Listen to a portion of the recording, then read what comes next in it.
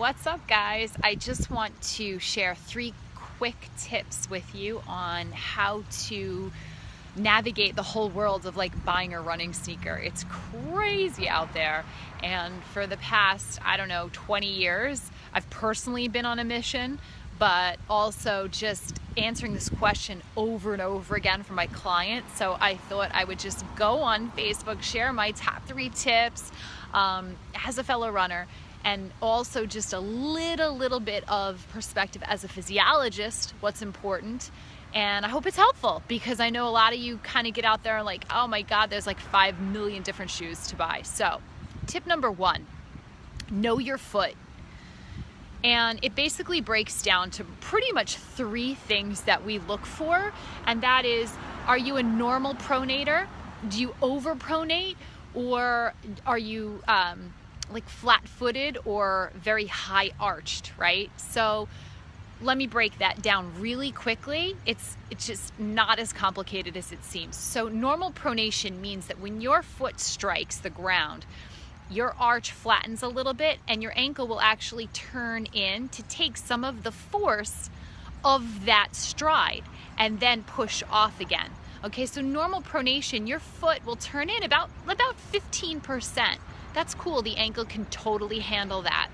Now, if you're flat-footed, meaning you don't have as much of an arch, what happens is you'll tend to overpronate more than that safe 15%, which means you're placing a lot of unnecessary stress on your joints because you're not absorbing the shock as well. Then you have people who have a higher arch who maybe underpronate a little bit, okay? So that when they hit in their foot strike, they're really using the front part of their foot to do more of the work, which can also cause problems. So these things can cause injury, but with the right running shoe, you can totally avoid that. So tip number 1, know your foot.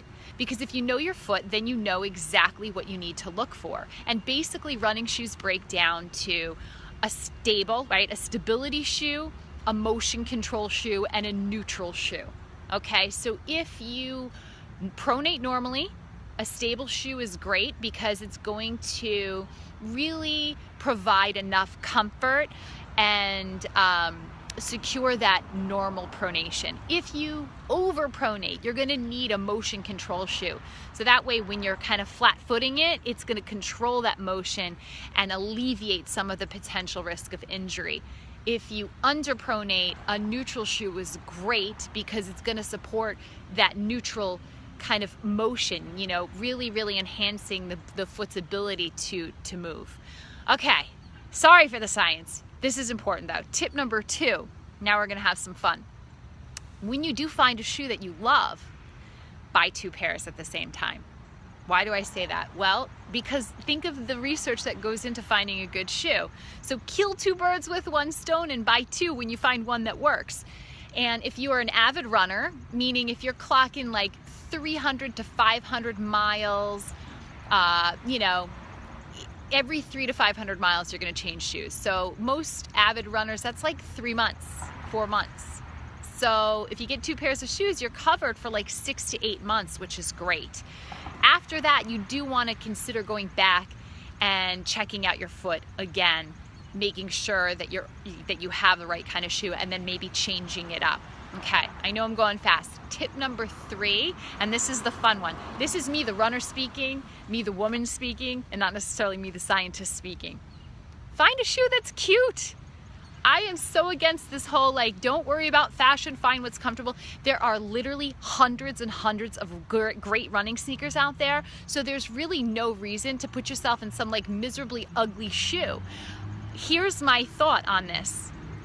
When you put on a shoe, now this one is in the tank, like I ran this into the ground, but when you put on a shoe that's cute, you feel good when you are out there on your run. And I don't care, you could argue with me up the wazoo about it, but that's just the dang truth.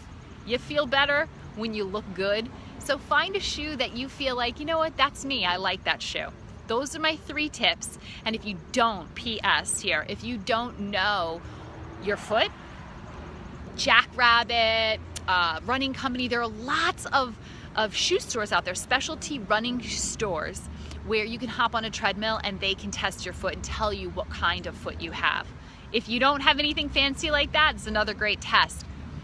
Get a brown paper bag, place it on the floor, place your foot in a pot of water, and then press your foot onto the brown paper bag. And then if you see that it's flat, that's a good sign you're flat-footed. If you see that you have a very high arch, you're gonna see a big curve on your footprint, it's likely that you're maybe an underpronator. And if it just looks like a normal footprint, probably you've got a normal foot. Cool?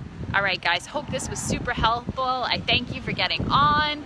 I see Diane, oh, Shamali, love you, girl. Penny, awesome. Wanda, great. I hope this was helpful. Peace out, guys. Love you.